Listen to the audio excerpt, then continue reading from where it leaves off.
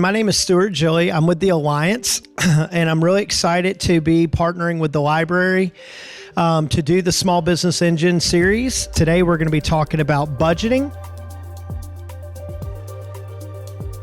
When you hear the word budget, what emotion comes to mind? Raise your hand, I'll call on you. But when you hear the word budget, like the ink blocks test, right? Like, hey, budget, fear, anxiety. Okay. Structure. Love that. You know, the truth is that the P&L tells a story of how your business actually works. It shows what's working, what's leaking, what needs to be addressed, and where you're maybe leaving money on the table. So we're going to kick it to our esteemed panelists here. Why don't you guys just, I'd like you to tell them your name, a little bit about what your company does, and then I have a question where I'd like you to share something after. Okay. Well, I guess I'll start. My name is John Roberts. I'm a co-owner and principal at Attract. We are an outsourced accounting advisory firm, and we also specialize in tax planning and strategy and preparation. We service small to medium-sized businesses with owners who are open-minded, growth-minded, and tech-forward. I'm Adam McCloskey. I'm the director for the Louisiana Small Business Development Center at LSU. So that's my whole time just saying my title. What we are is a no-cost business consultancy funded through Louisiana Economic Development, the Small Business Administration, and LSU to provide resources and consulting to small businesses and those that want to open small businesses.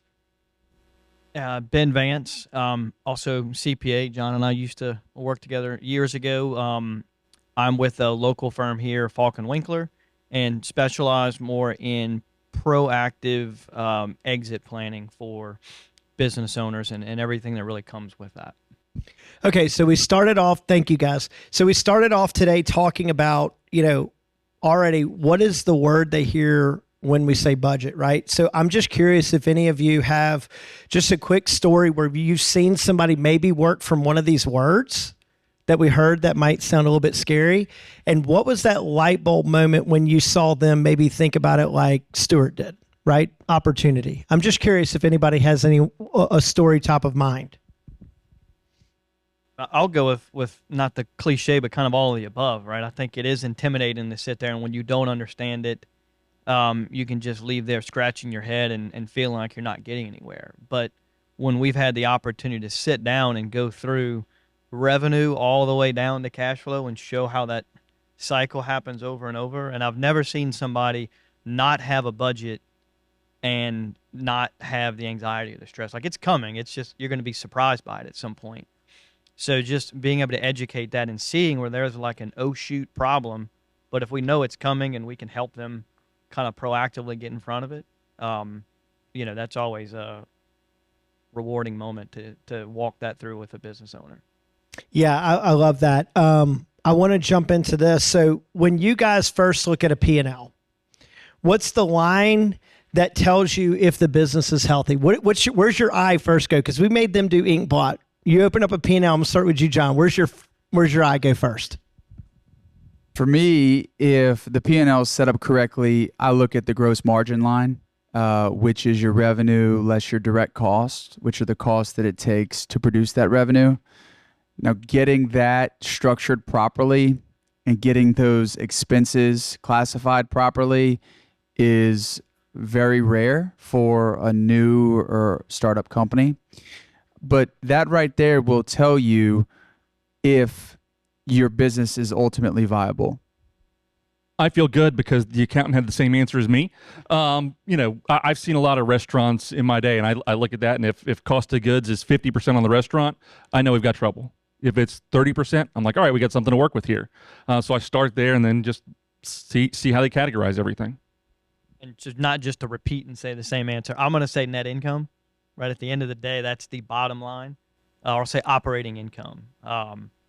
But as I'm sure we'll get into later, there are other pieces of the financial picture that certainly need to be looked at. So to your point, if everything's done correctly, yeah, I think gross margin is a great way to see that. But I would go straight to the bottom line. Gotcha. So when you guys sit down with a business owner, maybe, first time, what do you think are some common mistakes that the business owners are making when they're reading their P&Ls? Well, I think one of the basic tenets of accounting is the dual entry accounting piece, meaning every time we recognize revenue there, and that's a normal credit balance, not to get too technical here, but a debit has to go somewhere on the books. A lot of times it's to a balance sheet account, just overall. People get too focused on looking at their P&L and completely ignore their balance sheet because it's more difficult to understand.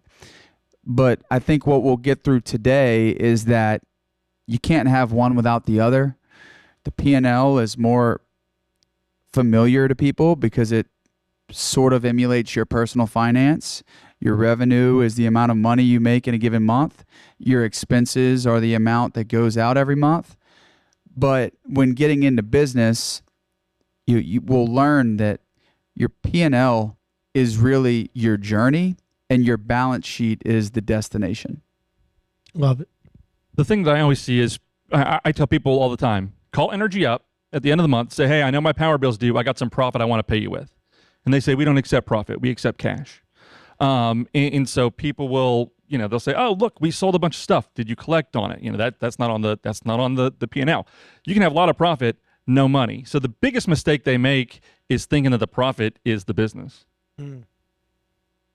Yeah, I mean, I can't tell how many times I see, look, I've got this, positive net income or positive gross profit, and at the end of the day, it's actually a negative to them. We had a client that was in construction, right, and they're executing these jobs and saying that they're 60% profitable on this job. So let's do more of this work. Kind of to John's point is they didn't realize that they've got a lot of equipment that's on the balance sheet that's not factored in that. They have note payments on that equipment that's not factored into it. And they're not even beginning to think about the taxes that they're going to have to pay. But they went and did more work on those jobs that they thought were profitable that they weren't. And ultimately winds up, oh, shoot, we got to get out of this line because it's bleeding our cash. Yeah. So I'm curious, how often should a business owner be reviewing their P&L, and who should be in that conversation with them? What's best practices as y'all see it? You guys want me to keep going first? Go ahead, Ben, so I don't steal it. I would say, I'm tired of just echoing. But certainly my answer would be certainly monthly, that you need to close the books and understand what it is. That doesn't mean you have to sit and have a deep, thorough conversation every month. But I would go very thorough every month, a little less thorough every quarter, but there needs to be a check-in every month. And I'd go even further than that to say you should be able to understand where you're going in 1 month, what the next month looks like, and what is the sort of daily or weekly pulse that you can kind of quantify based on maybe some non-financial or financial metrics that you can see, because you're not running a P&L every week. But what is that factor in your business that might be average sales per day or sales per customer, or could be a number of interactions that you can grab and measure, so if I'm in the yellow or green, I'm good, but if I drop below this, I might need to pick it up a little sooner than once a month or once a quarter. Go ahead, Ben. I was going to say, yeah, I hope they do it monthly, but I beg to do it every quarter. It's been 3 months. Stop, look, see where you're at. Because if you're going down the wrong path, the longer you go before you correct, the harder that correction is. And if you wait 6 months, 12 months, and you're saying, oh, it's end of the year, I'm going to look at it, by that point, you could be so far down a dead-end road that it's going to take you 2 years to get back. Yeah, the thing to really think about here is understanding when we say close the books, what we're really thinking about here is all of the ways that cash can come into our company and that cash goes out. For most small businesses, we have a bank account. You might have a credit card. And if you think about it, the cash comes out of your bank account to pay your credit card. So understanding that when we say close the books, what we're really looking at is ultimately, what does the bank or the credit card company say came out of our accounts in a given month? And then what do our books say? And when we say reconciling the books is really looking at the list of transactions from the banks and credit cards and looking at the list of transactions from our books. So the question is, who should be in those meetings? Well, the people spending the money should be in those meetings, right? Our project managers, or maybe it's our crew leaders. They need to understand the financial impact of the operational decisions that they make in a given week or month. Take, for instance, controlling labor, right? Let's take a commercial cleaning company. If somebody needed some last minute help and had to go pay a staffing company to come in and execute this job because they didn't line up a second choice or a second string when going out for, to work a job. All of a sudden we find out that labor costs twice as much as we thought it would. And yet we have a fixed price with our customer. So when our revenue is packed at a ceiling and our cost is going up, all that means is that we as business owners are not making any money on that job. And if you can't realize where you're winning and where you're losing very quickly, then you're not giving yourself the opportunity to make adjustments. Maybe the adjustment in that case would be to tell that client, listen, I can no longer operate this company or this job at a profit margin that makes sense for me. So it makes most sense for me to just move on. Let's move on from this engagement. But if you go, too long without looking at that and understanding where you're winning and where you're losing, then you'll look up and you'll be out of cash 6 months later. Be like, man, I wonder where all my cash went. Well, it went to your labor cost and you didn't know it until now. So let's talk about that. So by looking at the P&L, as you guys do, how do you guys help your business owners that you're working with identify things like pricing or maybe even efficiency opportunities when looking at the P&L? What are some kind of tricks of the trade that you guys do? I'll use the restaurant example I gave before. When first thing I do is I'm looking at food cost. And if food costs are at 50%, then I know that we're either paying too much, we're buying too late because instead of buying it from Cisco or US Foods, we're running to Sam's to buy it. Or more than likely, we've priced it too low for what we can do. They look across the street and they say, Chili's is charging $9.99 for a hamburger. I'm charging $9.99 for a hamburger. Well, Chili's is buying a lot more ground beef than you. So they're buying it a lot cheaper. And so, we look there. We try to just find places where it doesn't match up with the industry. Like he was talking about, I've got one client who is, sales keep going up, up, up. And then I pull the industry and I'm like, all right, your industry says that your revenue per employee should be $100,000. And your revenue per employee is $30,000. It means you've got 3 times too many people for the revenue you've got. Well, I don't know how to do it differently. Well, we got to figure it out because that's why you're broke every month. Had a client that bought a retail business, and they bought this legacy business around for 30 years and didn't want to change anything on the pricing side, but yet they renovated the painting, the branding, they did all these things, they added more people because they wanted more events and do all this stuff, but they're yet not changing the pricing. So it took kind of, hey, this is what I think you need to do, and 9 months into it, they're like, man, we're not making as much as we thought. So look at it, and it's, if they were charging, buy a product, mark it up 2.5, just by going to like 2.7 or 2.8, was able to cover a lot of those costs. And sometimes it just takes, it's kind of like with your kids. You can tell them something, they're not going to listen, and then they get in trouble, and then they'll listen. So it's like the second time you kind of walk through that, it usually resonates with the P&L, like the hot reviews stove. the actual truth. And just to add, I mean, we look at the industry, we look at what competitors are doing in our clients' markets, and we look to see the viability of their pricing. You would be so surprised at how some of the biggest companies in town who have crazy high marketing budgets are really just lying to themselves by how well they're doing because they don't truly understand their numbers. So being careful to almost be selective when picking your heroes and those who you emulate.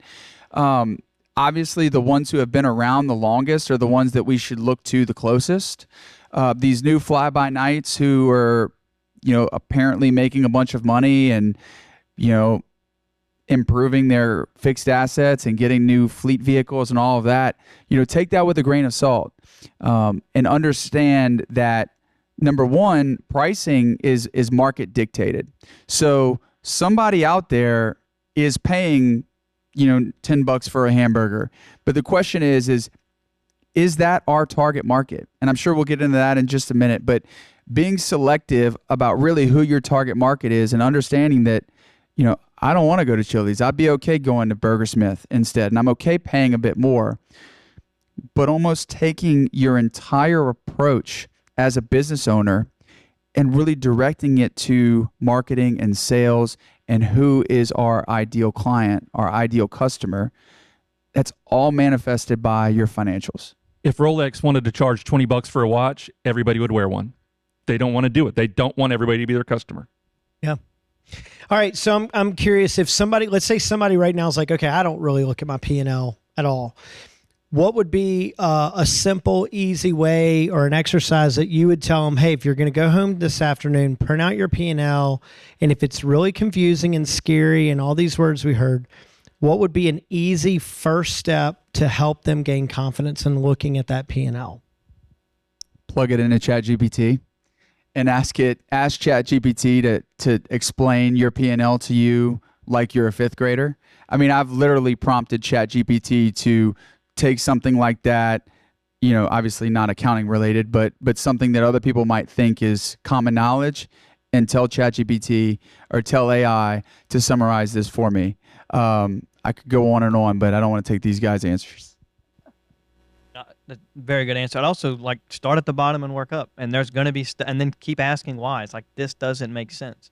More than likely, to one of John's points earlier, is it's probably a cash out transaction that you have as an expense that doesn't need to be an expense. It's still cash flow. That's right. And conversely, you might have revenue that's in there that's, one time or doesn't really belong in there. So starting down and working up and asking why, and then, drilling into that will create a little more clarity. For the sake of having an answer, I would take all of the expenses, divide them by revenue, and see what they are as a percent, right? And see what's going on just in terms of that. If rent is, 35%, say, oh, that might be high, right? But if you get it in percent, you can kind of think about it a little differently than if it's just in dollars.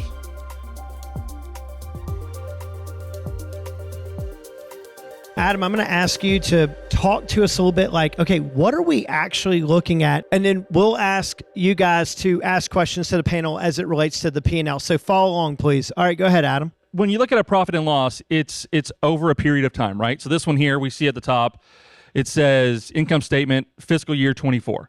So we'll assume that's January to December. So it's a full year's of sales, right? So you can look at it and you can say, all right, now we can see what we did in coffee, pastry, and merchandise over the course of that year and what percent of sales it is. It's a coffee shop, so thankfully coffee's pretty high on there. If it was super low.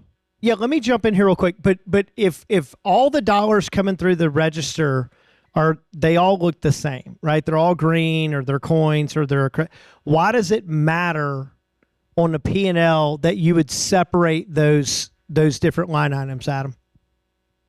Well, if let's say here that pastry and food sales instead of 20% was 5%, but then we look down under cost of goods sold and we had a real high number, then it means we've probably got a lot of food lost, or throwing it away, or people are coming in and bringing something else. So when you break it out, the further it's broken out like this, the more you can dig into it and try and understand the why of the business. And so whenever you divide it up like this, I've got clients that are retail places, and they do children's clothes. In trying to get them to look at it and say, all right, are you a clothing store or a shoe store? And it's hard when it's all together. We got them to go back and kind of dig into their POS system and break out shoe sales versus clothing sales.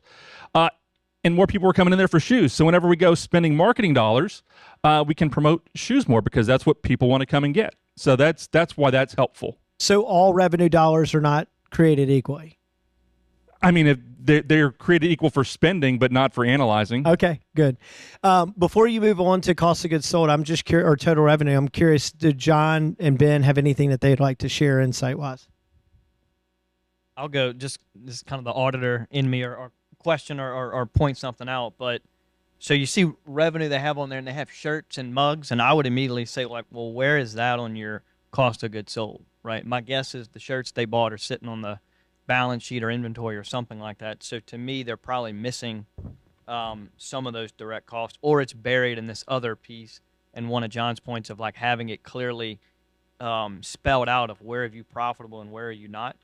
And further, I would want to see coffee bean and ingredients divided by coffee and espresso. What's my margin on coffee? What's my margin on bakery? What's my margin on packaging and cups? And specifically, I would think I'm just a consumer. I don't own a coffee shop. Bakery and food supplies can spoil. So I would be more focused on making sure I'm not wasting a bunch of stuff there versus the other things can probably sit on the shelf a little longer. Yeah, great points on that. And this is a much better mic. I think that, looking at a revenue mix and understanding, echoing what these guys just said, okay, there's going to come a point in your business where you need to see revenue and expense or revenue and cost of goods sold by class. Okay. So a class is basically a subcategory of your business. So in this case, we might have a class for coffee. We might have a class for pastry and food, and we might have a class for merchandise. And if your QuickBooks or your accounting software is set up properly, you can very easily run a P&L by class. So if you guys have ever seen that, that's what this means. This would be a perfect opportunity to dig in further on that. I thought you were going to talk about cash versus accrual not being on there. Yeah, that's a whole nother story. Oh, we want to do cost of goods? Is that where we're? All right. Yeah, and so, again, when we break it out here, we can see that coffee, beans, and ingredients at 22%.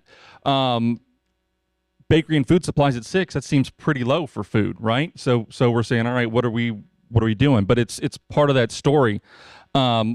Let's say it was, they had soda on here. Well, we know that like a Coke machine at the store, it's like 2 cents a cup. So the cost of goods is super low on that. And so whenever you put it all together, and we got, that's what he was talking about. The first thing he looks at, total revenue 100%, cost of goods 30%. So that gross profit, that margin is 70%.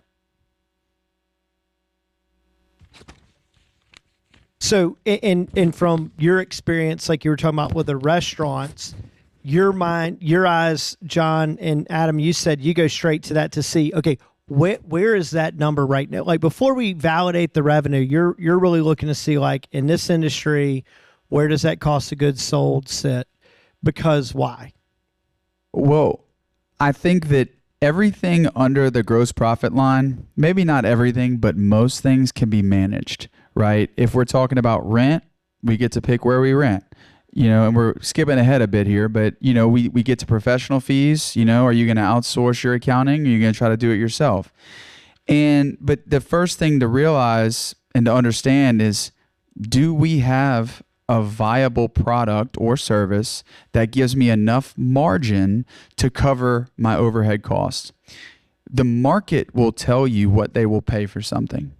And so if that revenue number was not 750,000 and was instead 600,000 because we have a lot of competition or because there's a downward pressure on price, this would not be a viable company. So I would look at the margin and say, guys, we can stop here. The market does not appreciate what we are selling like we think they should. And we can either pivot or we can close up shop or we can go broke, whatever you decide.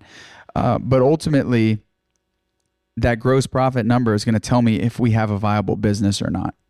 So let me ask a question too. How many people in this room have more of a inventory similar business where you're buying something, making something, and then selling it?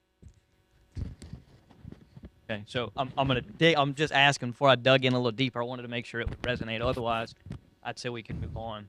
Think about, like, really what's going to happen is you're going to buy this product. It's going to go on your shelf or your balance sheet as inventory. And then as you use it, you should be taking some off and expensing it. So more than likely what should happen is buy the inventory, sits on your shelf. At the end of the month, count your inventory, and what you have, like the difference is what you used that month. Hopefully you've sold it and it hasn't been stolen or spoiled. But back to something John said earlier is I highly doubt this company is when they sell a cup of coffee for $3, they're transacting that to say that's 98 cents for the coffee and 2 cents for the cups. They're probably saying I bought a bunch of cups last week, so my cups are good until I need to go buy cups again. Cups will go in inventory. They're not looking at it correctly. So I think the first step is make sure you have it in a way that makes sense to you. Otherwise, you may look at this one month where you just didn't happen to buy stuff and think you're very profitable. And then the next month comes around and it's like, shoot, now to go replenish everything, and you're not realizing balance sheet versus, expenses or whatnot. And this is also why, and I'm going to plug them, you get a good accountant too, because sometimes you're making something or you're delivering a service and it's the amount of labor you use is directly tied into your sales. And so is there a labor portion for cost of goods? That's something you need to talk to your accountant about and see where is it best to account for that. And one thing I left out earlier is that there are a ton of subscription-based products, but also free data sets out there that you can plug in your industry. At an industry perspective, there's something called an NAICS code. It's basically a classification system of your business. And so actually, I think we have that at the library, plugged to the library, where you can come in and see in your industry what is a fair cost of goods sold percentage. What is a fair gross profit percentage number? And utilizing the data that, again, if we're talking about the library, that your tax dollars are funding, because if somebody asks me for my data for free, I'm not sending it. But if they pay me for it, then I'll send it to them. I'll tell you how I'm doing. It's that data that is paid data that is solid data that you can rely on as business owners. Yeah, and I'm going to give a plug for Adam so he doesn't have to. But the SBDC and what Adam's office is also, just like you can through the library and through the SBDC, guys, it's not free. You pay taxes. I pay taxes. We all pay taxes. This stuff is for us because we pay for it. And so by accessing Andrew and Austin at the library, exactly what John's saying, but also Adam, right now, Adam is already helping some of the Alliance members pull that data as well. And so again, you have people up here, you have this library that we're here to support you guys. What I think is the biggest, like y'all said, fear when you look at budgeting, what I would say is my fear is someone's doing it alone. Where when you have people and resources in this community that want to help you do it. One of the reasons why we're here today. So I'll stop because I could talk about that for hours. But Adam, why don't you take us through the rest of the P&L here? Yeah, so then you look at the expenses, and then again, it comes down to what makes sense, right? At 36% for payroll and benefits, a food service thing, the first thing I'm looking at, right, is kind of a third. A third for COGS, a third for payroll, and then a third for everything else. And then hopefully there's some profit left in that last third. And so when you look at the expenses and you go down and you say, all right, well, where are we at? One of the other things that I'm checking when I do this is marketing and events, right? We got it at 2%. If you go home today, count the lawyer billboards along the way. They're spending a different percentage than 2% on marketing. And so when people come in and it's like, oh, we have zero in marketing, or all the marketing is the kids' baseball team, then it's like, all right, well, you're not promoting it, so we're not going to get top line growth if we're spending nothing. And this is also where it helps to look again. This is what we were talking about before. Look over time. I'm not going to say the business name, but we were looking at one, me and a colleague of mine, in their utilities. We looked at it for 3 months, 3 months, 3 months, and then it's like, all right, why did your utilities double in a year? Like, I don't know. We went and looked and dug into it. It turned out the utilities doubled in a year because the person was signing the checks twice every month for utilities, except the second time it was going to the person who was doing his accounts payable. So we helped uncover fraud, and that's why you look at it all the time, because you see stuff like utilities going up 100% in a year doesn't make sense. Yeah. Anything you guys want to add here? I'll add, in addition to classes, if you can categorize your expenses into what's fixed and what's variable, you know, what do I have to pay every single month, no matter if I have sales or not, and which ones are directly tied to sales. So, and I'm going to quickly jump to the balance sheet and we'll jump back, but let's just say we look at operating expenses, $431,000.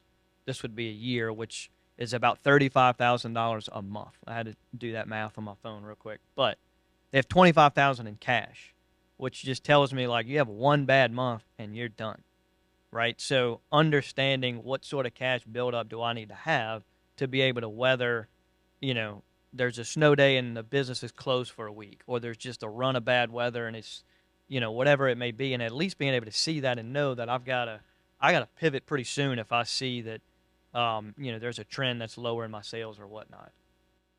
So when I was a new accountant, I worked on Raising Cane's audit, and this is years ago. So they were a completely different company back then. They still had huge dreams, but I learned so much from working at Raising Cane's. And you know, they had on their P&L controllables and non-controllables, you know, to Ben's point.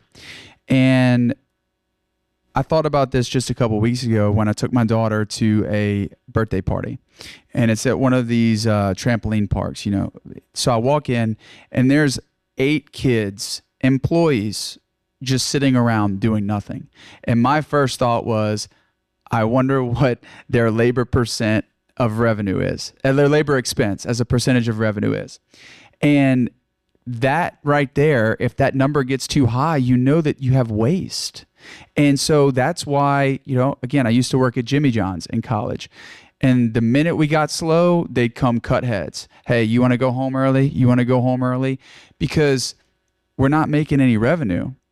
And if we incur labor costs with no revenue, then our labor cost as a percentage of revenue is going to be too high. And so understanding that you as a business owner need to control your labor. We don't have as much control over our supplies, but there is still control there, right? Do we buy from Cisco or do we buy from Sam's? And I can't tell you enough that in my limited experience with bakeries and restaurants, that waste of supplies or ingredients or what have you is the silent killer. And business owners don't track it well because it takes a lot of effort. And so if you give me a bakery that's not making any money and their pricing is on point, it's in their waste.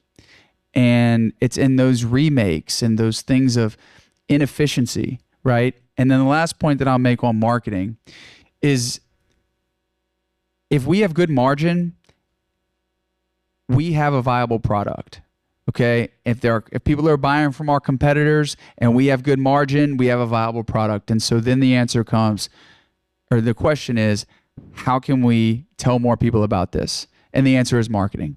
And so, 5 to 8% is, depending on the industry of revenue, is how much you should be spending on marketing. You have to tell people what you're doing and you should feel comfortable doing it, because if you're comfortable with your margin, it's just in your head. It's like, okay, I'm going to tell this person about what we do and I'm going to make $100 of revenue. I know that I have a 40% margin, which means I'm going to make $40 off of every new client that I go get. And I know what my fixed costs are.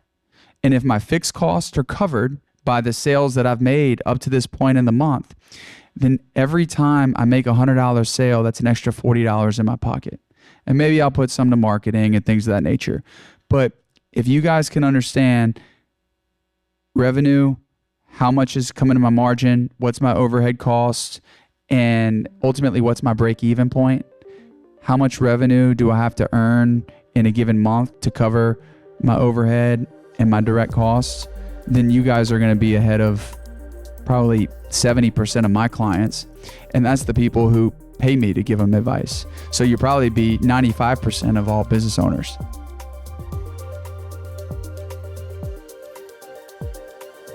So a couple of library resources to tell you about that can help you with your finances.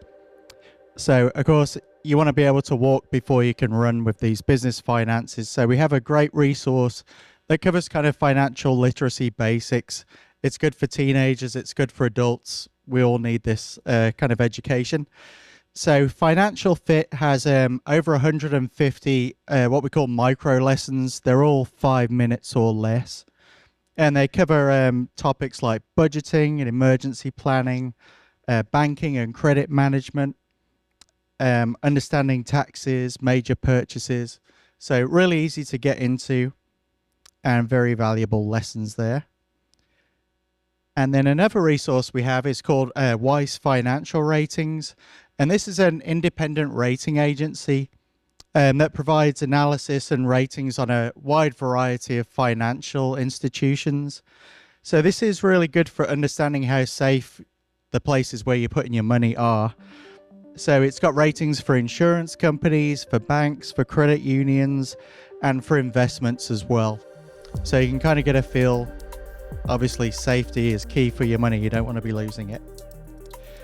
So now we're going to go on to the second panel.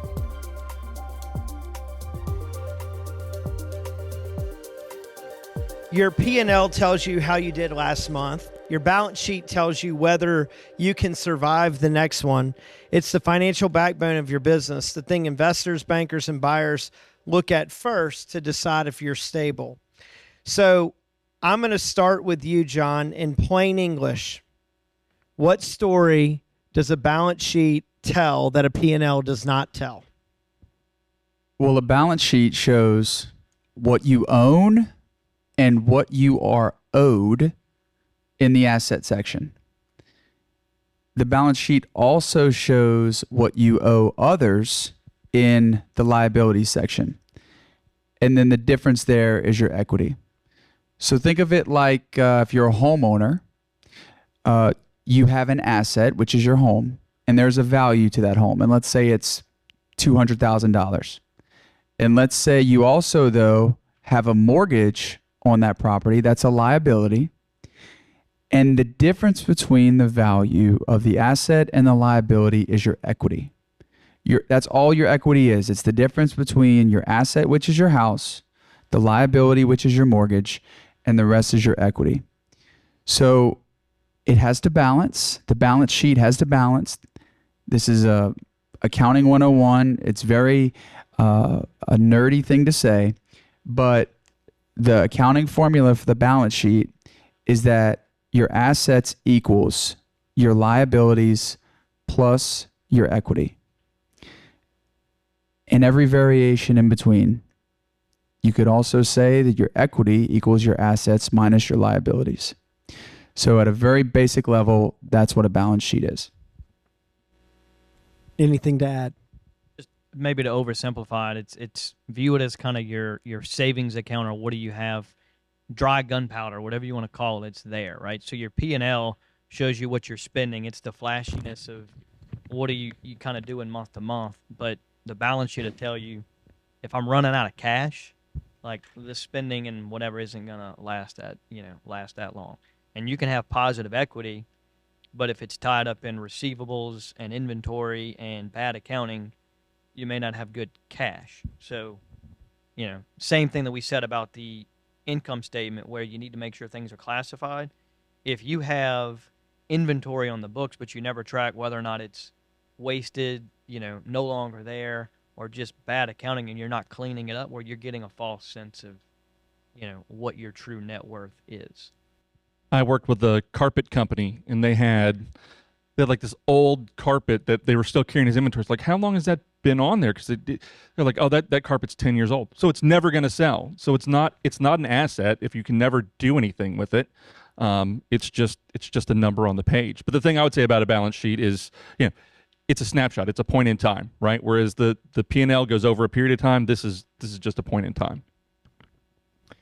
Love it. So when you're looking at a small business balance sheet, what red flags jump out at you first? Low cash. And I would look at what are your true current liabilities. to make sure you understand. Usually you're going to see credit card payables, credit card and accounts payable. So look at those, two things to understand what does my true liquidity look like, which is total current assets minus total current liabilities, to really understand how much dry powder you have. And then from a bookkeeping perspective, okay, our assets should have a debit balance, which means they should show positive on a report that comes out of any accounting software.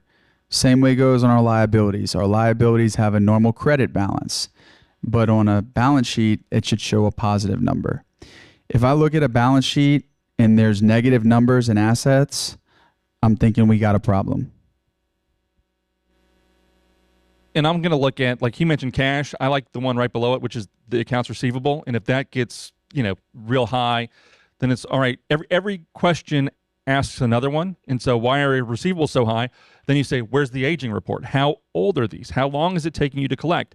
You can sell stuff to people that aren't going to pay it all day long. I don't have to pay it. Yeah, I'll buy it. So you got to watch that AR and that aging report. How old is the stuff that people owe you? So I have another question for the group. How many people have accounts receivable in your business? Just straight cash? How many people have inventory in their business? And what about payables? Accounts payable. So if this is kind of to marry the two, income statement and balance sheet, you can calculate how many days does it take you to collect in your sales. 30 days, 45 days, 10 days, whatever it may be. You can calculate how many days does it take me to turn my inventory, right? If I buy a product, does it sit on the shelf for 10 days or 60 days? And you can calculate how many days does it take you to pay your payables? And I always remember this from college is those initials, receivables, inventory, payables, are RIP, right? So if you take your days inventory plus your days in receivable and then subtract your payables, that tells you how long it takes you to convert $1 you spend on inventory to $1 in your pocket in cash. And that cash conversion cycle, receivables plus inventory minus payables, will tell you if you're going to live or die. Yeah, so I'm interested when you guys talk about cash in the bank. So you're looking at the balance sheet. Is that the same as financial health? No, it only tells you one part of the story. And this happens on a client, name it. In town, it could be a business that does $5 million in revenue per month. And if I look at the cash in the bank and I say, oh, they've got, $5 million in the bank. And then I go look at their liabilities and I see that they maxed out their line of credit, that they have a huge term loan, that they got a bunch of money from the SBA when COVID hit that they owe back. Now I'm looking at their whole financial health, which is what the balance sheet shows you. It's your financial scorecard. It's your blood panel. How good are we doing? What do we have coming in? What do we have to go out in the future? And understanding that cash is only a small part of your blood panel. I had a client that was going through cash problems, and they drastically improved their cash position in a very easy way. They just stopped paying their bills. Well, that isn't going to work too long. So to John's point is you gotta make sure you're totally healthy. Or the owner's draw, not on here, but that owner's draw, they keep taking money out. It's like, all right, the business is doing well, but you're just taking all the value back out of it. Yeah, so I'm interested when you're looking at the balance sheet, what's one practical ratio or metric that every business owner should understand? Well, Ben alluded to it earlier, really looking at your current assets compared to your current liabilities. That's called a current ratio, but that ultimately says that at this point in time, I own more and I am owed more than I owe out to someone else. And so that means that we're going to be okay. When those current liabilities start to exceed our current assets, we have a problem.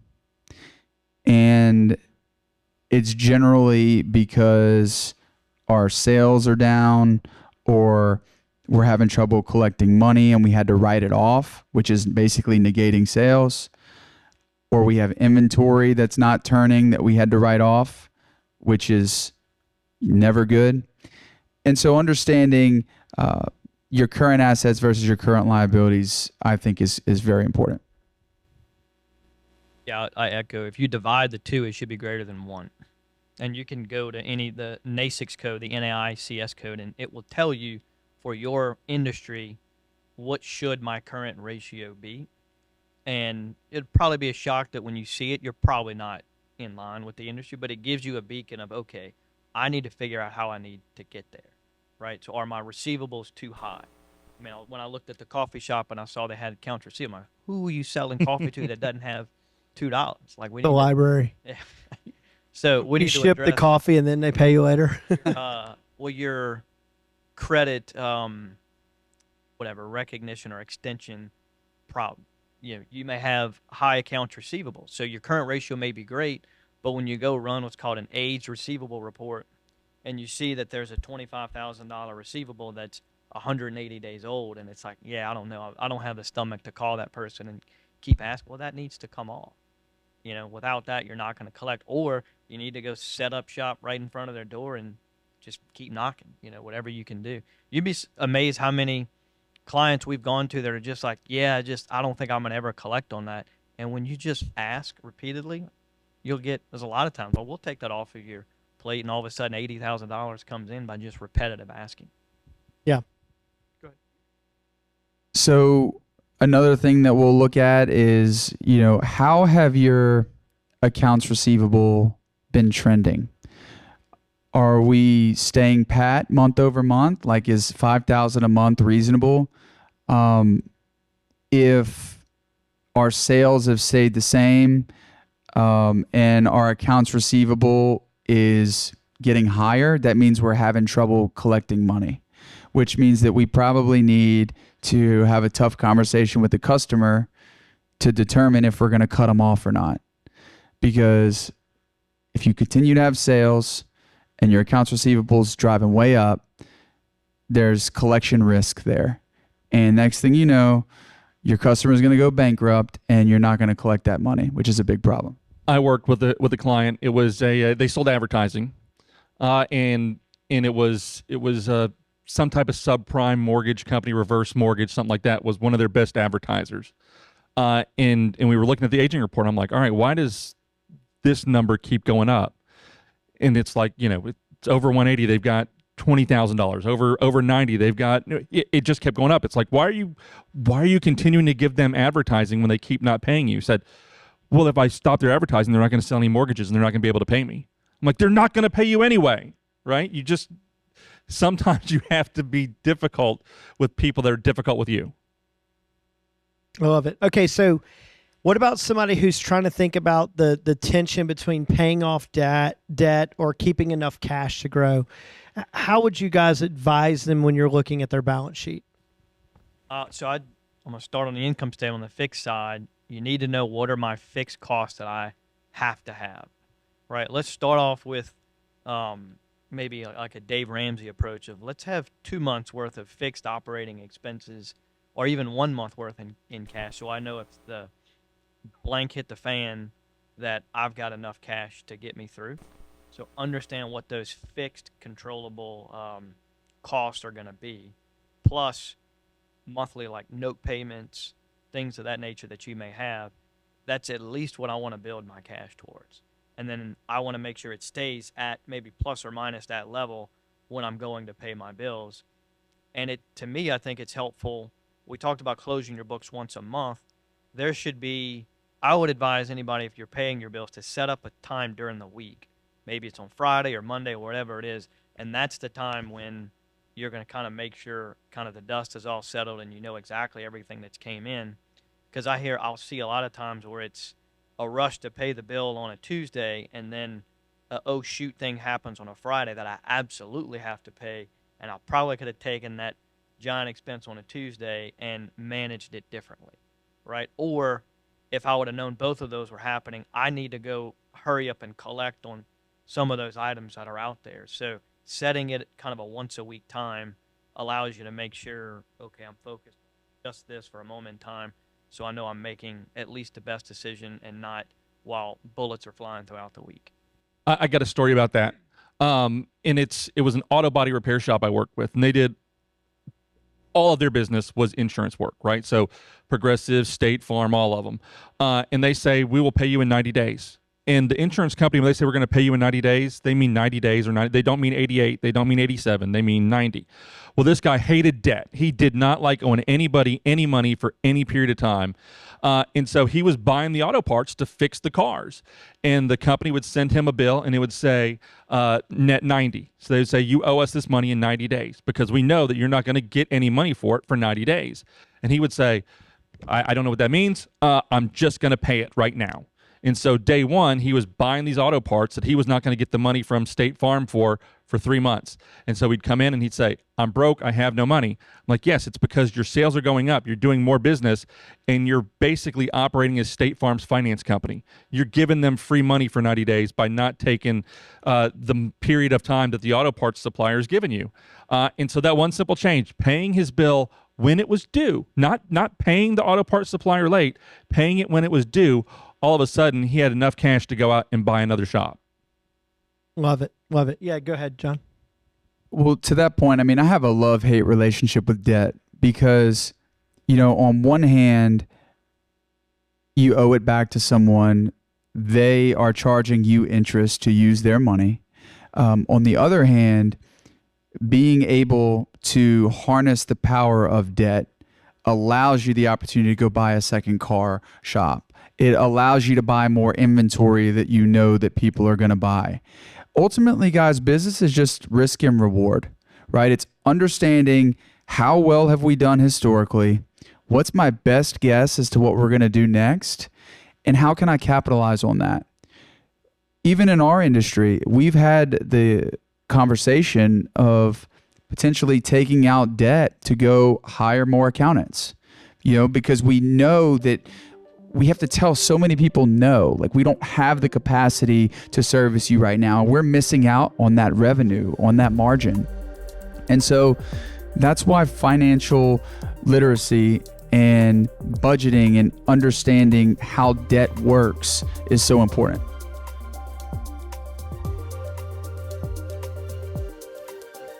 As I mentioned before, guys, we've got our assets in this left column. And then on the right column, we have our liabilities and our equity. And as you can see at the bottom, the total assets sum up to $182,000. And on the right, our liabilities and our equity sum up to $182,000. And so the way balance sheets are presented is in level of liquidity. Okay, so cash is our most liquid asset. Okay, accounts receivable is the next most liquid, and then inventory, and then other current assets. So if you think about a coffee shop, we have inventory, we have beans and things of that nature. And let's say that we are selling it out to the library here, and we're selling it to them on account, meaning that we're going to sell it to them on a Tuesday, and they're not going to pay us until next Thursday. Ultimately, we have inventory that we've purchased that then when we sell it becomes receivable. And then when we collect it, it becomes cash.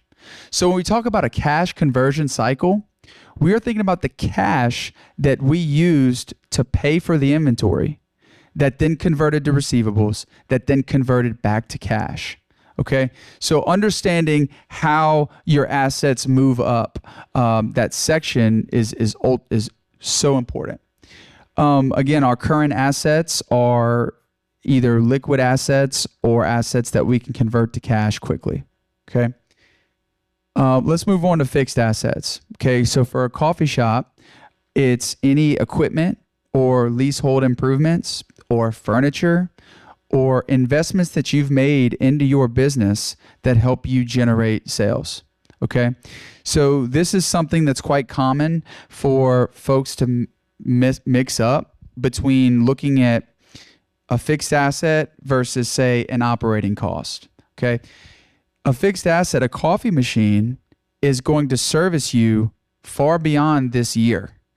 And so if our cost of the coffee machine is hitting our expense this year, it's making us look like we're doing worse than we really are, because there's a benefit in year 2, year 3, year 4. Okay. So be mindful of big purchases and how long will they service you. Something we've talked about already is accumulated depreciation a little bit. Okay. And it has a different meaning from an accounting and bookkeeping perspective as it does to tax. Okay. In both cases, though, there's one similarity, and it's ultimately the cost of wear and tear and a decrease in value over time of a given asset. Okay.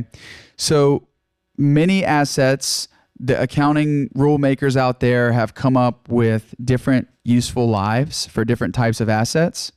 Okay. So an automobile, I think, is 7 years. Okay. So if you buy a $70,000 vehicle, your depreciation expense is going to be $10,000 a year. Okay. Now, from a taxable perspective, the tax rules allow you, if you use that vehicle in your business 100%, to write off all $70,000 in year 1. That's kind of like what the One Big Beautiful Bill Act brought back. You know, anytime you hear about bonus depreciation, that's what that means. Okay. But what an accumulated depreciation number will tell me here is that if you add up your equipment and fixtures and your leasehold improvements, you get to 200,000, 140 plus 60, 200K. And we've depreciated 60,000 on that, which tells me that we probably have a lot of new equipment. Okay. We don't have a ton of equipment that from a bookkeeping perspective has been fully depreciated. Okay. So that tells me, like, when I go look at a company to buy, that I'm not going to have to take out a bunch of debt or spend a bunch of cash to go buy new equipment. So that's really the assets section. Again, it's what you own, which is the cash you have in the bank, your fixed assets, and then what you are owed from an accounts receivable perspective. And to a certain degree, a prepaid expense is also something that you're owed. While we're on that, a prepaid expense is something that you pay for now that you haven't yet received the benefit from. And so it's basically like you prepaid for your insurance policy or some sort of subscription payment where, you know, you hired a marketing person but they wanted you to pay everything up front, but they're going to service you for the whole year. That is an example of a prepaid expense. So that's really it, guys, on the assets section. If you guys followed my phrase earlier of debits and credits, there's something that, you know, if you care to write this down, it's something that I didn't learn till like year 8 as an accountant. And it's so simple. But an asset is a debit balance. Okay. A debit is a good guy on the balance sheet and a bad guy on the P&L. And it's the inverse for credit. So again, a debit is a good guy on the balance sheet and a bad guy on the P&L. And that debit on the P&L is an expense.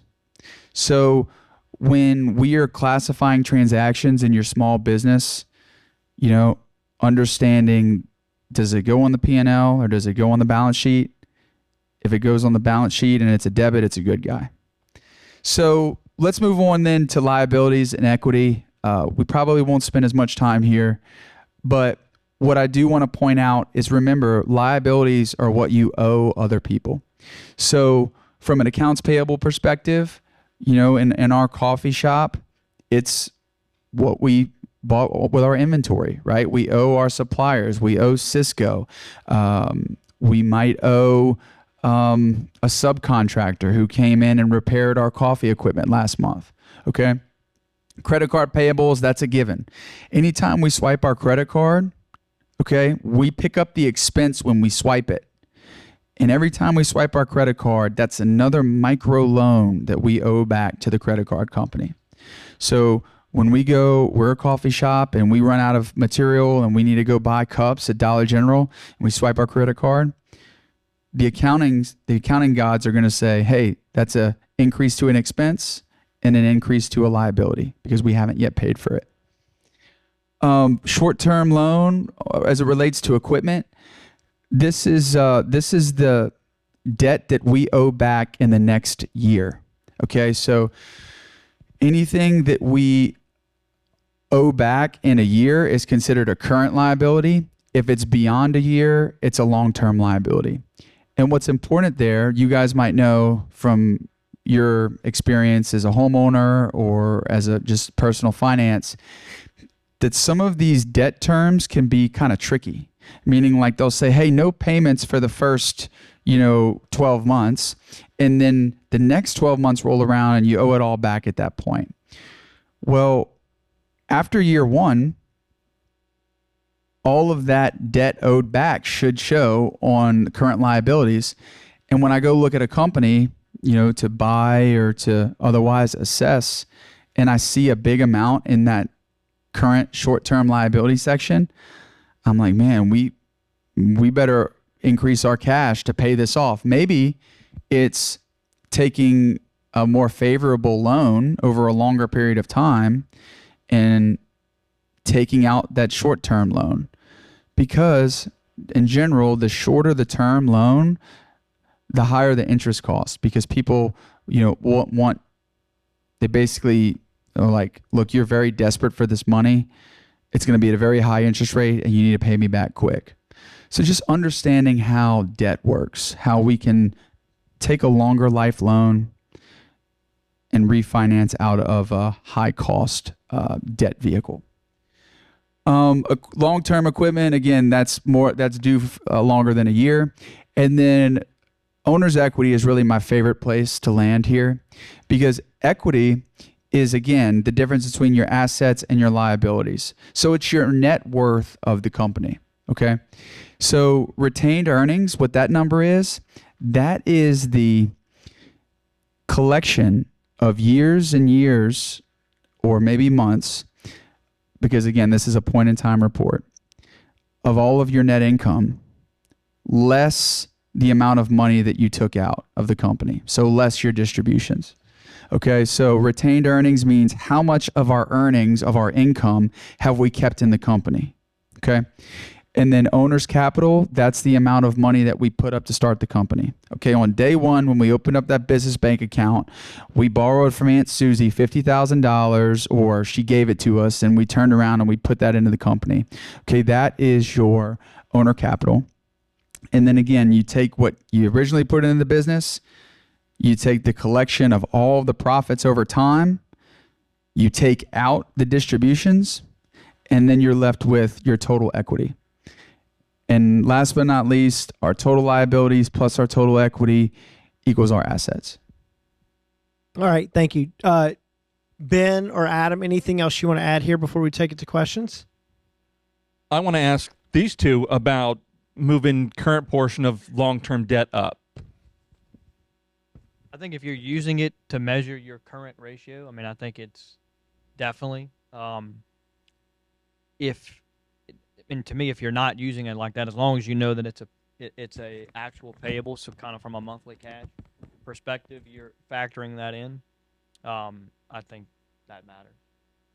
Yeah, I would agree. Ultimately, if you want a good read on what's going to happen to your cash over the next year, you need to know what your liability over the next year is going to be. So using that example, let's hypothetically say we did not do that. And so that's $12,000. And let's just say that $5,000 receivable was to the library for all the coffee. Well, I was going to use somebody that's not going to pay me back. Oh, so gotcha. Who that would be. Yeah. Blockbuster, right? Yeah, Blockbuster. And the inventory is all. I'd say that invoice is a little bit old. A little old.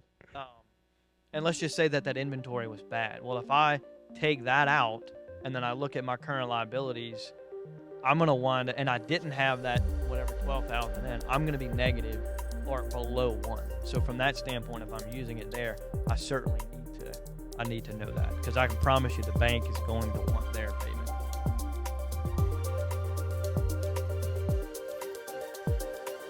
So I know we talked about it during the previous sessions, but Gale Business Entrepreneurship is a database that covers all aspects of starting, growing, and managing a business. So you've got management, marketing, tax, financials, and more. So and it combines authoritative periodical information with reference books, and it's pretty easy to digest. And then we also have Gale Business Plan Builder, which we really covered in depth last session. But this does have the financial places where you can put in numbers, and it's going to work out some of the math for you. And you can run different scenarios to see how that looks to get kind of a full picture.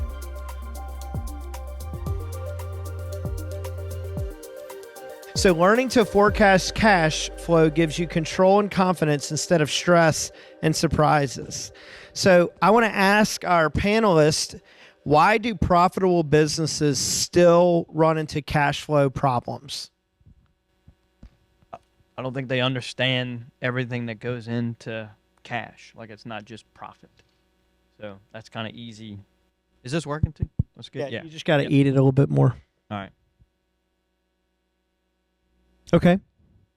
Oh, sorry, Adam. I was like trying to think about eating a microphone for a minute, and I was like, and so ultimately, to Ben's point, there are a ton of other ways that cash can come in and out of your company, and understanding that a customer not paying you is way more than an inconvenience. I mean, it could be a death knell, and the same way goes if you're not paying your vendors and they cut you off, you're done.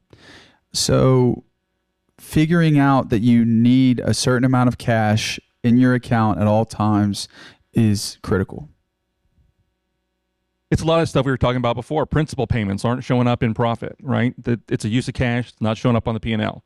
Accounts receivable, it goes up. It's not coming in as cash. It's coming in as the promise of cash in the future, you hope, right? So it's, that's why profit and cash they're not the same. Yeah. So what are some common cash flow blind spots that you guys have seen with small business owners? I just gave you two. Those are my two. You guys, something else. Oh, I'll say something as simple as they may purchase something on, let's say, call it credit, not a credit card, but they go to a vendor and say, I need this. And it doesn't get recorded anywhere until that vendor's like, hey, it's about 60 days old, and you've received it, you're using it, and you haven't paid it yet, right? So that's something that if you don't put, it's not going to show up magically in your bank statement that there's this outstanding expense that's there. So you have to make sure you're recording that. And I would hope the same if you're sending an invoice to somebody and you're not in a QuickBooks or some accounting system that you're aware that there's a credit out there that somebody owes you. So just simply not keeping track of who you owe, when it's owed, and who owes you, and how old that is can be, definitely some blind spots. I find that they say like celebrity deaths come in threes, and I find like problems in businesses will come in threes. You'll have a bad month, your AC breaks, and then there's like some, oh shoot, I didn't realize that was due, or there's the insurance is due in the same month, or whatever it might be. So just a mindful of all of those items to minimize that, oh shoot, all three of these things hit at once.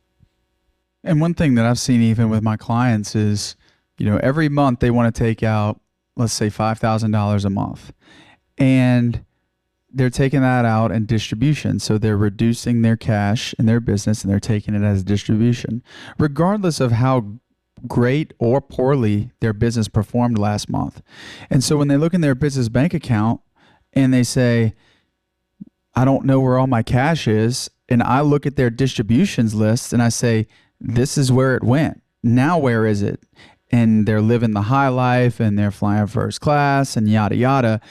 There is a huge component of personal, fiscal discipline and responsibility that we as business owners need to have, and understand that when we take money out of the company, we had better have a plan to make more or to do better.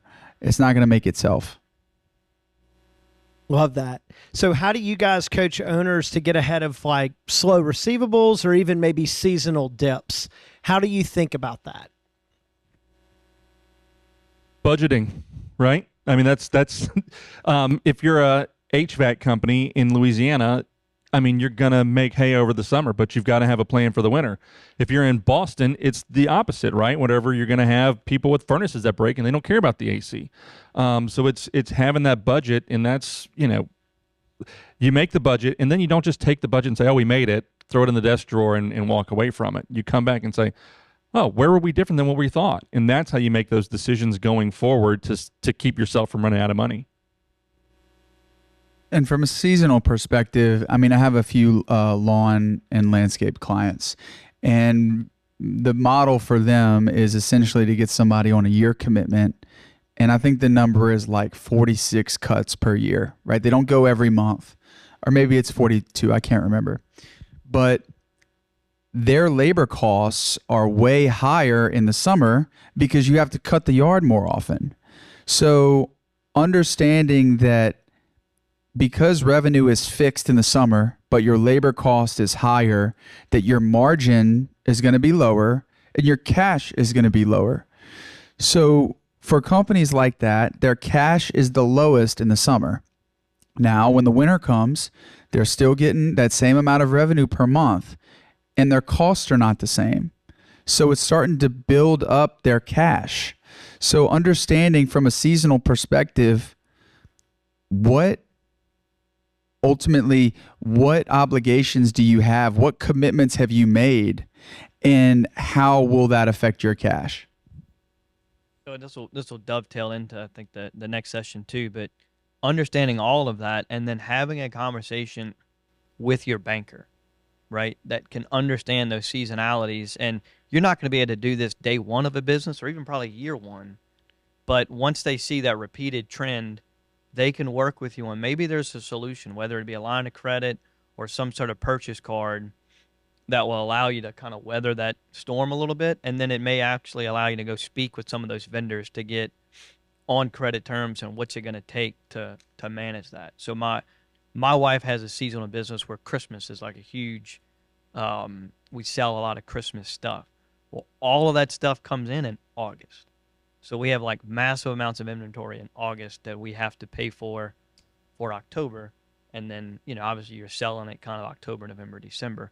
But understanding that, is critical to be able to talk to your bank and set something up where we can weather those, all the inventory comes in, seasonality to it.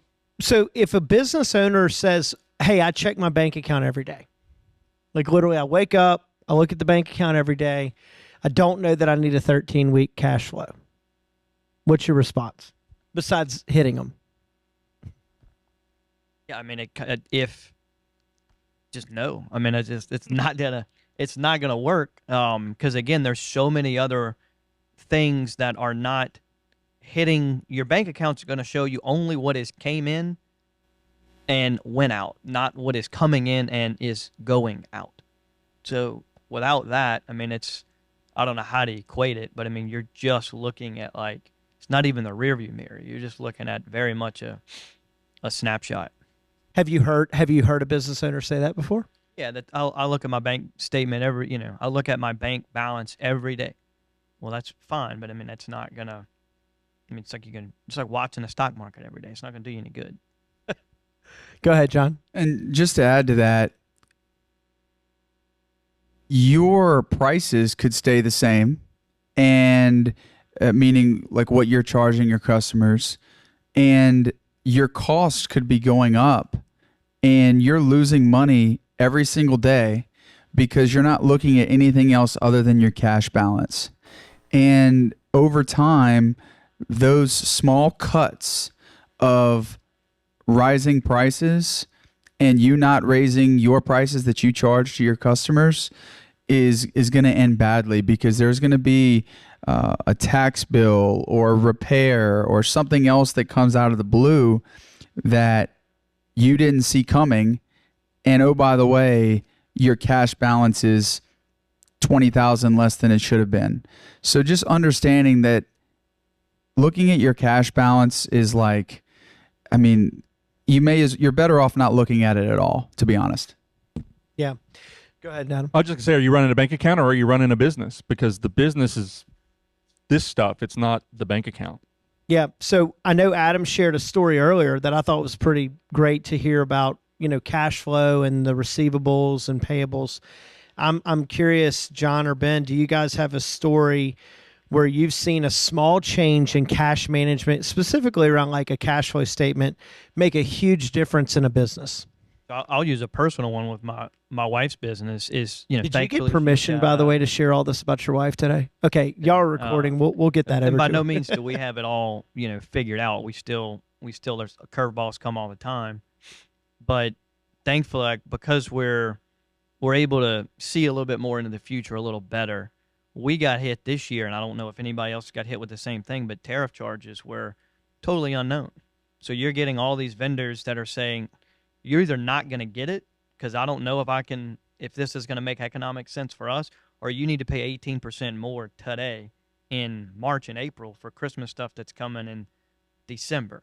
So we were like, shoot, how are we going to be able to make this decision of telling that it's going to come, knowing we can't, really pay for it for, 180 plus days. And we were able to talk to our bank to get a reasonable increase on a line of credit and a purchase card system put in place, plus negotiating better terms with our vendors so that we can, just kind of better manage some of the ebbs and flows of that. And then some of that stuff just kind of fizzled out. But it was like a 2-month grind of what the hell are we going to do? And because we had not just myself, banker, we made cuts on certain things that we didn't need. We only went with vendors that would give us seasonal dating terms or whatnot. We made a ton of adjustments in a short amount of time that allowed us to just, better position, weathering this, uncertainty tariff. What's that going to mean? I've got 2 examples. I'll start with the more complex one first. So I mentioned earlier that I work with a few lawn and landscape companies. And maybe 10, 15 years ago, it made sense for every time you cut somebody's yard, you'd go back home, you'd mail them a statement, you'd say, hey, I cut your yard today. Here's where you need to mail the check.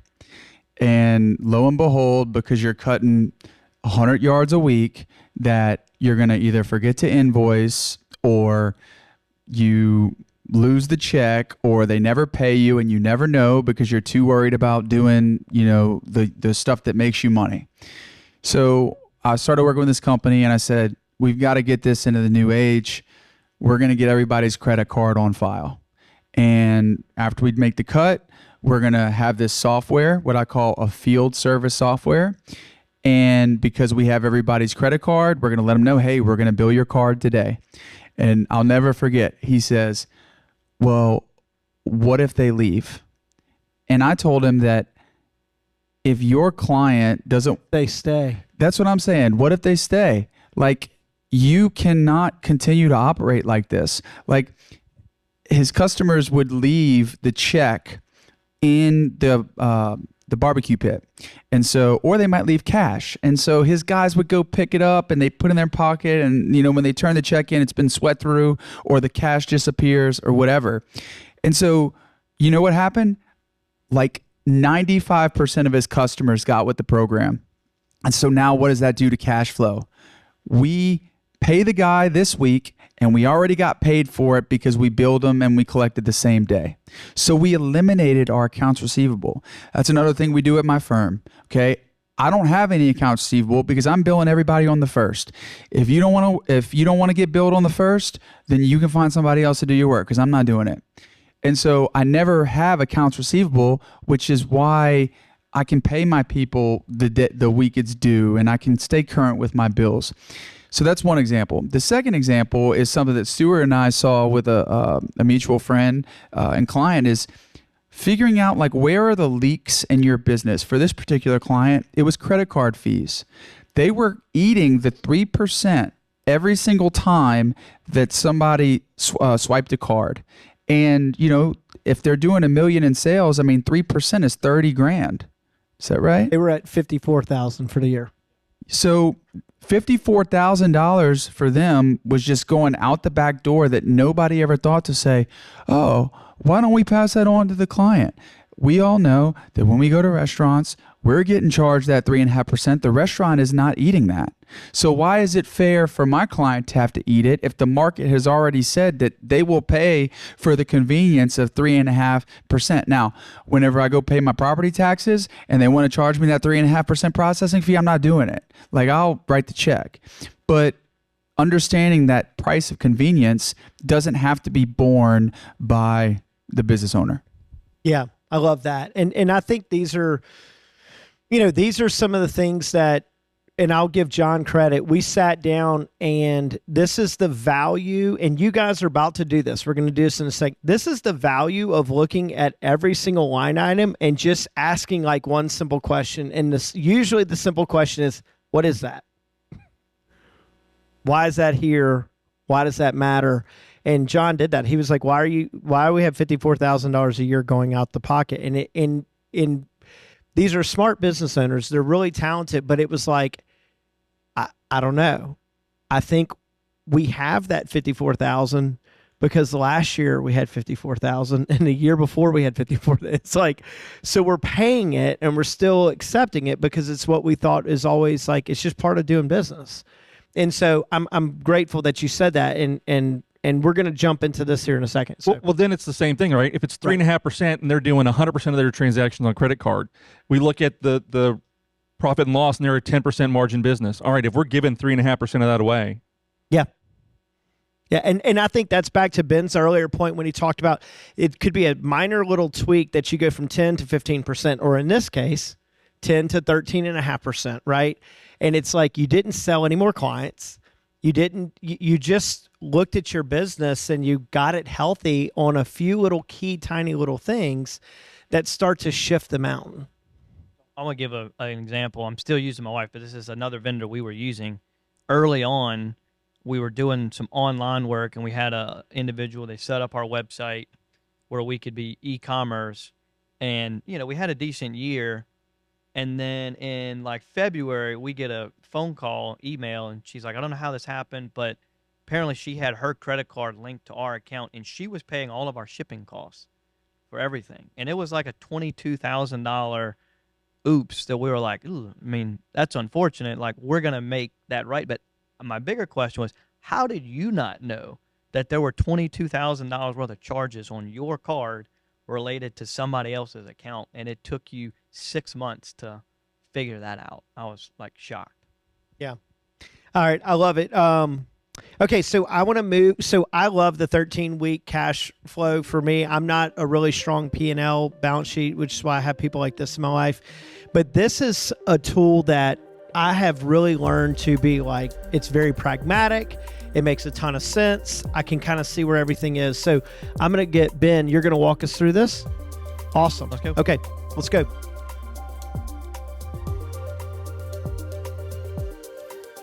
Well, first of all, does anybody know why it's called why 13 weeks? Why do we look at 13? Why not 12 weeks? Why not 30 weeks? I've been told that it is short enough for accuracy and long enough for meaningful planning. Beginning cash plus net income, plus or minus changes in AR, AP, inventory, those current assets, minus CapEx, plus or minus debt borrowings, and then the last variable is plus money I got to put up or plus money I want to take out. That gives me ending cash. That's what this statement is showing you. And for 13 weeks, if you do it correctly on your income statement and P&L, you should be able to create this. And I'm used to seeing it kind of going out the line. And it starts with beginning cash, and you go through, like John was saying, receivables that I'm going to collect, bills that I have to pay, the oh shoot stuff. There's things that may come up that I can actually schedule out, and I can start to see. So I'm struggling a little bit with it going up and down, but I'll get there. Is if I started with $25,000 in cash, there are timing of expenses that aren't going to happen weekly, right? So your payroll might be every other week or once a month, and that's going to hit at a lumpiness. Your vendors, you may pay all those on the first or the last part of the month, so you want to know what that is. This being a coffee shop, it's pretty... There's not a whole lot of variation here. Sales and inflows are pretty easy. And the same thing with the outflows. But I think the text had said there might have been inventory that had to be replenished, in week 12. So you can see there's kind of a spike in the outflow at the, bigger time. And I think maybe earlier sales might have been slower in the early part of the year. So I don't see any big glaring things here that says, oh shoot. But if we say I've started at 25,000 in cash and I want to make sure I maintain that, you can see there are several months where I go negative. So if I'm planning and I see, oh shoot, something happened and is going to happen in week 12, Stuart, you kind of mentioned like I can start either the what is that or why is that. Good thing is that's 12 weeks away, so we can do something about it, right? I think they said that was inventory that you had to repurchase after Mardi Gras, right? Yeah, that's right. Anything you guys want to add to the cash flow? The cash flow worksheet here. Well, one thing that really helps our clients out is, a lot of people are worried about debt, like I mentioned earlier, right? There's these debt vehicles out there called lines of credit or working capital lines of credit. And it's one of those things that even if you don't think you're going to need it, still go get it. You got to be disciplined, but have dry powder, have some capital that you can deploy, that you can insert into your company for when things get tight. But again, you need to go look for that capital when you already have some. Yeah. And I want to share a quick story. So I had a client who they're in like structured cabling. So that they do like, data cables and buildings. And they picked up a really good client, kind of one of those clients you always wanted, but the client was going to pay on 90-day terms. I mean, they were just, like a $3 billion a year company, and that's how they roll. And we were looking at this worksheet together. And he said, well, look, my terms to my vendor is 60 days. So I think we're good. We're just going to make it happen. And we kind of paused it based off of this kind of conversation and said, well, wait a second. What if you just went to your vendor and said, hey, listen, my normal clients are paying me 30 to 45 days. I love my terms 60 days with you, but this is the client. This is who they are. Everyone knows who they are in town. I'm going to pick up this $2 million project with them, but on the materials, they're not going to pay me for 90 days. Will you carve them out, those invoices that are tied to them, will you carve them out and give me 100 days on that? Or, as Ben's point, I'm going to have to go find another vendor who will support this. That was a 5-minute conversation. It was pushed up to management and it came back and they said, absolutely, on that deal, we're going to carve it out, right? And I say this to you guys because I know all of us up here hope and pray that be equipped with your numbers enough that you can identify the outliers and you can build a strategy around that, right? I don't know. Do you guys want to talk a little bit about that? Yeah, I'll piggyback on that. That's absolutely the first spot I would go to, because you'd be surprised at how many vendors would say, you know what, quickly, you look like you got your stuff together. That makes a lot of sense. Let me try to do that. So that's door number one. If they were to say, sorry, I can't do that, I'm going to my bank and I'm saying, hey, can you give me some sort of extended line of credit or some sort of purchase card vehicle that would allow me to float this a little bit longer? If that doesn't work and I can't go to Aunt Judy because I just asked her for money the other day, I'm not recommending always this, but there are solutions where you can factor that receivable and you get the money in, and it might be I've got to factor that receivable for a couple of cycles with that client until the bank is getting more comfortable to say, yes, now I can do the line of credit. But just be careful with that because it can get very expensive. And this is just practical advice, nothing to do with what we're talking about. When we're talking about go to the bank for a line of credit, find a bank you trust, right? And go in, whenever you got deposits, go in and talk to the people so they know who you are, so you don't just show up when you need money, because then they're like, yeah, you're here, but now you want money, so now we matter to you. Go in, say hello to the people, because there is decision-making within a bank, and if they're on your side, the decision is going to be a lot easier to be made in your favor. Quick plug, if you missed our capital and financing your business workshop, we had a lot of bankers up here and they were talking about that. They were saying, hey, the people who get to know us and allow us to get to know them, it's just like anything else. If you have a neighbor who you never say hi to or hello to, and you ask to borrow a cup of sugar, what does that look like versus the neighbor who you're friendly with and you're always saying hi to, right? This is not business strategy. This is human strategy. So that's a really good point. It's all about relationships. You know how I get these guys that come up here? Lots of money. Friends, well, yeah, because I'm friends with them and I work with them and I get to know them and all that stuff. So I can say, hey, can you guys come help me educate some people in it? So it's about relationships. So thank you for sharing that, because I think that's a big missing element with most business owners, is that they think the relationship with the bank should be excited to do his business because I'm making these deposits. They take a lot of deposits. So, by the way, we're not getting paid. Yeah. No, you're not getting paid. But I mean, I heard a businessman who I really have a ton of respect for say that, his two most important relationships are with his banker and with his CPA. And a banker, I mean, to Stuart's point, I've seen banks do some crazy things to help businesses make it through, and it paid off. I mean, it's legitimately a partnership. And would you know that you could get so big that you start telling the bank how much money they're going to lend you and when you're going to pay it back, because they don't want to lose you as a client, because they know that you have such a reputation that you could go to the bank down the street. So you become the power holder in the situation, for good or for bad. Like if you're on the verge of bankruptcy and the bank is financing all of your assets, they don't want to go down with you. So they're going to start lending you more money and giving you more favorable terms. At the end of the day, a lot of these, especially these small community banks, might just be 5 or 10 farmers who 100 years ago put all their money together and started lending it out to people, and it just grew and grew. So there are people behind these banks. It's not always these huge corporations. And so finding a bank, I'm sure you talked about this last time, but who can develop that personal relationship with you is paramount.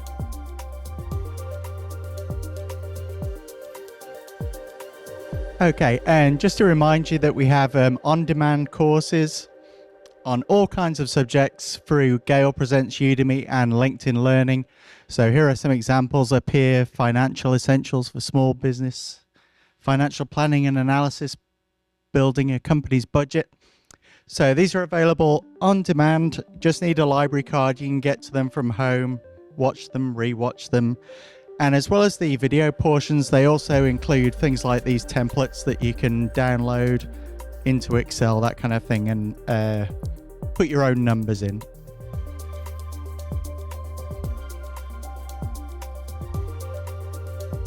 Yeah, transparency is so important. Letting the people who are making the day-to-day decisions understand what are the results of those decisions.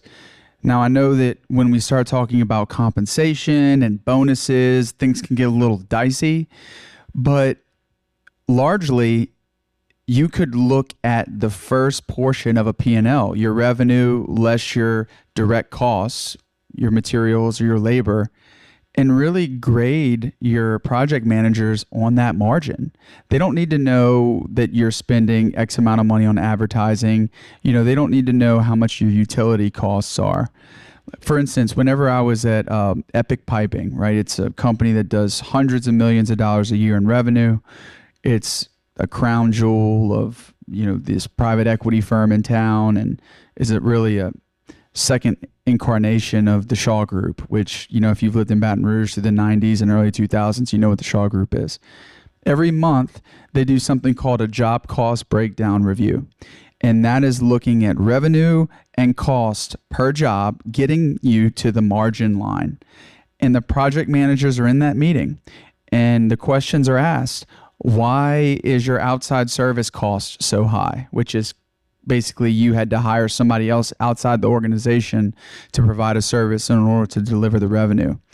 And you can't get that level of operational excellence without being able to ask that question to the project manager, without having to tell that project manager what the margin on that job is going to be. Yeah. I'm going to maybe say that something similar as it relates to small businesses. I think small businesses can, empower you, and it can be a lot of, you can get a lot of joy and satisfaction out of like driving your own ship, right? You you impact your local community, and then you employ other, local business, local employees as well. And so you can get a lot of sense of satisfaction there. And also know how challenging it is to retain employees. And, owning, or my wife owning a business, I know that you want to touch each and every person's, like, any of their challenges. You want to be able to help them through that because you value everything they bring to you, but you can't all the time, right? You can't just, I know you're in a bind, this, that, and another. We can't just hand things out to them. But for some of our key employees, we do have an open dialogue of, if there ever is a chance for us to help you out, come to me. And I want to be able to explain to you, I can't just give you this, but if you help me get this, I can reserve, X, Y, and Z, and take that, remove that sort of, whether it's the vacation you wanted to go on or it's the cheerleading, whatever. Like, we want to be able to help you. And whether it's 13-week or whatever, communicating to that employee, I can do that if you help me do this, has given us the, just the ability to bless a person or two. But you just have to be careful because your overhead number right there can get bloated quick if you hand out stuff all the time. What habits do you guys want? Like, okay, so we talked about cash flow, we talked about P&L, we talked about balance sheet. What is the habit that you guys hope everybody walks out of here with today? Just starting to develop the idea that the little things are the big things. Thinking about restaurants again, right? You get the food home and you open up the to-go box. You ever had a stack of napkins that's 5 inches thick because they just threw it in there? That's just money being thrown away. It's the little things. And so they're going to look at their paper costs and go, all right, paper costs are high. Oh, well. But if you look at the little things, then they add up to the big things. The little things are the big things. Yeah, little things. We have bags that we buy for our customers to shop in. We spent $12,000 on bags. And I was like, telling my wife, like, you've got to be out of your mind if we're doing that. And so what are we doing to compensate? We hadn't raised our prices. Like, how are we going to do that? So that little thing, this little thing, that little thing, all of those things add up. So certainly I would echo that. I don't mean if I'm stealing John's question, but if I am, we'll high five. But making sure, you said this earlier, like like everything is captured correctly in your account, like the right class.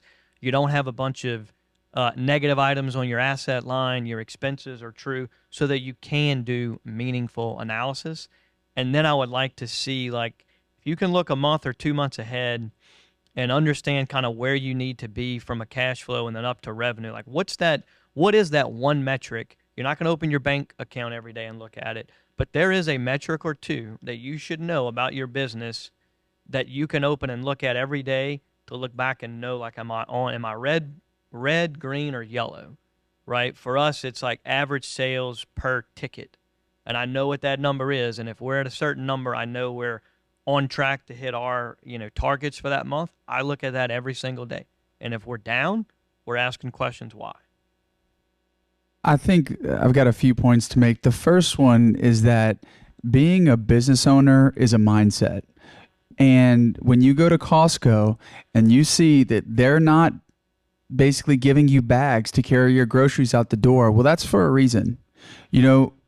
Everything that the big companies are doing, I mean, there's an old saying, success leaves clues, right? And so I challenge you to, whenever you're out and about, understand or think hard about why companies are doing things the way that they are. There's a lot of opportunities out there for you to learn from what I'll call adjacent industries. Like, for instance, there's not many accountants who are trying to scale companies. You know where I look? Tech companies. I see a tech company and I see what they're doing from a marketing perspective and I emulate that. And I think that understanding that, there's no necessarily 100% right way to do things, to stay open-minded. And another thing that you guys are going to learn about what you learned today is that you learned a life skill, because there's something called the stock market, and the stock market is based on something called earnings, and earnings are based on something called financial statements. in that if you can read financial statements, you can make sound investments at the personal level as well.